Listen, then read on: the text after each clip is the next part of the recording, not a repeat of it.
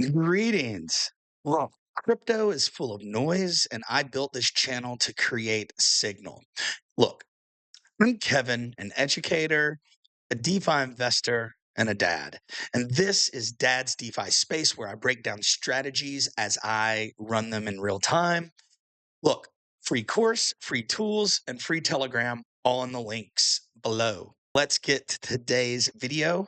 Today, we're going to talk about Krystal Finance, which is a next generation decentralized platform that serves as a one stop LP aggregator and other DeFi services, token swaps, yield farming, staking, portfolio managed, all kinds of stuff.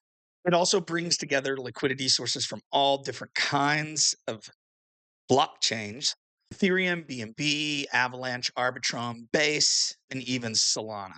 With a user centric design, Krystal Finance simplifies access to DeFi strategies by offering dashboards, cross chain support, gas optimization, and automation strategies. One of their standout features is the new Krystal Vault function, specifically engineered to automate different yield strategies in a secure and also permissionless environment. Now, the core benefits of this are auto compounding, strategies for rebalancing, and it's audited smart contracts and transparency.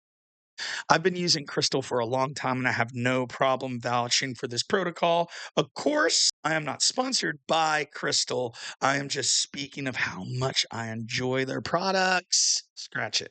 Now, this protocol can auto harvest rewards, compounding them back or converting them into another crypto, rebalancing positions across different farms, time-based triggers, and the ability to exit positions. Now, before I go any farther and get into our dad's DeFi space USDC vault, I want you to remember that none of this is financial advice. I'm not a financial advisor, and DeFi is extremely risky. Please do your own research. Never invest more than you can afford to lose. Now, currently, you're looking at the dad's DeFi space USDC vault. This vault has taken a hit, as we explained in our last video, but right now it's looking not too bad and on the rise. Now, so our positioning has changed just ever so slightly. We are in a wrapped ETH USDC position, which is the same one we've been in for quite a while. It's actually still trying to make back the impermanent loss, but it's doing much, much better. Got a little ways to go, though. And just recently, I decided to get into a USDC Bitcoin position as a more conservative play. It's earning a 24.6% yield with approximately a 15% wide range, which is not too bad for Bitcoin. Now, the wrapped ETH position I previously spoke of is earning a great 65%. And we just rebalanced our Zora position, which originally was sitting at a $5 profit. Correct. But now that we have rebalanced over the last few times, it suffered around $229 of impermanent loss.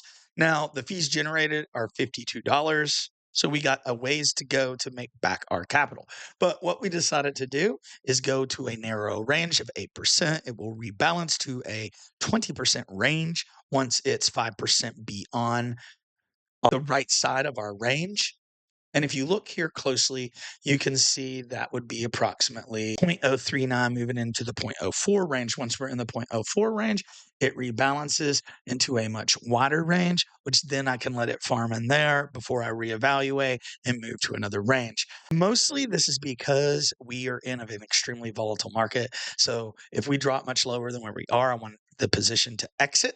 And then we'll look to allocate that capital elsewhere. I wish we would have run a similar strategy with a virtual position before we closed it down, because the impermanent loss has been heavy on a couple of these. Now, going back to the total vault analysis, we're still sitting at a negative $583 loss. The majority of that came from an Avant position that we talked about not too long ago. That makes our share price around 0.40, or excuse me, the share price of this vault at 0.44 and a total value locked of $461. So it's much smaller than it used to be. Hence why the P&L is so large. The original capital was close to $3,000, and I withdrew some of that capital to allocate into my stablecoin bag a while back. It's a lot harder to earn it back with a smaller amount of capital. But if you could look at our historical performance, we have been down and down as far as earning yield. And the price, though, has started to go on more of an uptrend. So we want to still get some of that capital appreciation to fight back what was lost with impermanent loss. It's the biggest problem that we deal with in DeFi. Well, that and smart contract risk. And if you want to learn more about how to manage DeFi positions like this, please check out all our free articles and tutorials at dadsdefispace.org. Find us over on Paragraph under the same name. And please support the channel by checking out all the links in our description. Now, remember, you should get that structure before you work on your strategies. Discover the basics with our free DeFi course, link in the description, and live updates of my trades in DeFi and social fi positions in my free Telegram group. Remember, stay sharp, always be learning. Peace.